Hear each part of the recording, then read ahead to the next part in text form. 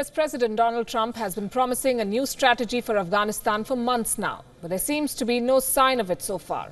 Now a report has emerged claiming that the Trump administration is seriously considering handing over a large chunk of the mission to a private military company. So what's the proposal before the White House and what is being considered? Here are the details. US President Donald Trump cannot make up his mind on the way forward in Afghanistan. For months now, he's been promising a new strategy, but there's little progress. It isn't clear which way the Trump administration is going, but a report in USA Today claims that the White House is actively considering a plan to bring in private contractors to end the stalemate in Afghanistan. At the center of this proposal is Eric Prince, a former US Navy SEAL officer and founder of Blackwater, the world's biggest private military firm. If President Trump gives his nod, more than 5,000 private contractors and 90 planes will join the 8,400 US military troops in advising Afghan combat troops. What may suit the businessman in Trump is the cost factor.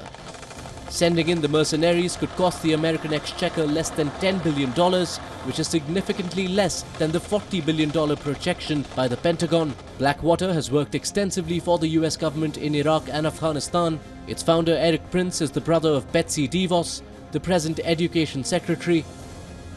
The precedent of the use of private armies was perhaps set during the Obama years. The former president was known for his unparalleled use of mercenaries.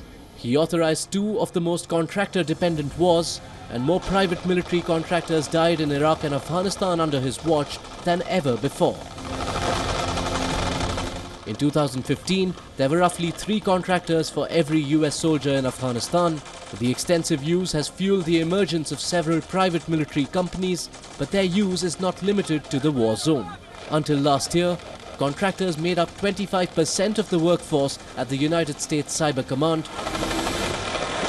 More than 7 months into his presidency, Donald Trump has been unable to settle on a war strategy. But the casualty numbers continue to rise. 20 Afghan soldiers or members of the police force die on an average every day. More than 2,000 American troops have lost their lives in the war. But is outsourcing the answer to the quagmire that Afghanistan has become? And will foreign policy in America be guided by a mutually beneficial club of the president's former business associates? Bureau Report, WION. Joining us this evening from Kabul, Giuliano Battistone, freelance journalist and researcher. Good evening, Giuliano. It's interesting that the man talking about America's new Afghan plan is Mr. Prince of Blackwater.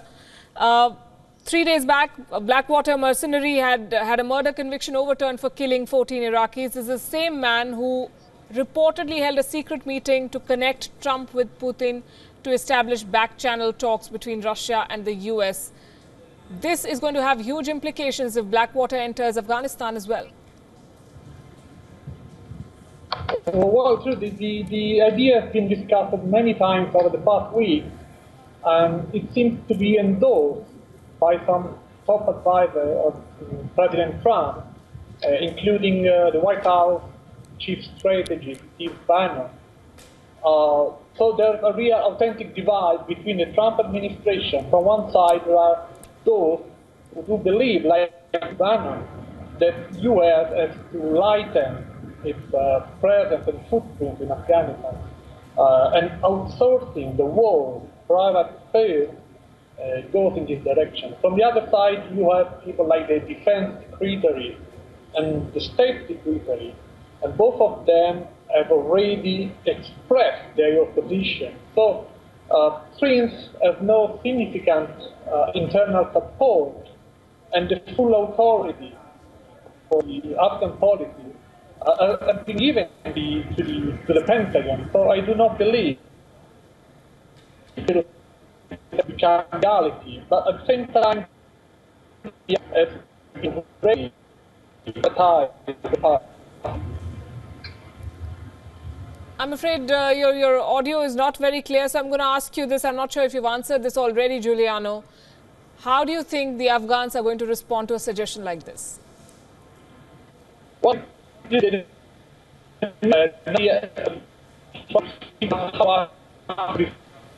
most important issue. I thought the Afghan government would consider the deal. The Afghan people would not accept it. So over the past year, private contractors have been already working in Afghanistan, and they have a very bad record. There is no oversight, no scrutiny, no transparency, and there is no way for Afghan people to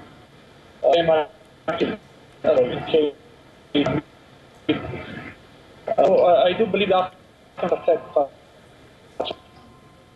Right, Giuliano, thanks very much for joining us. We do not know if this is what the American administration really has in mind, but Eric Prince, we can tell our viewers, has been giving interviews to anyone who wants to talk to him in the American press and outlining the White House's new Afghan policy. So the signs are very much there.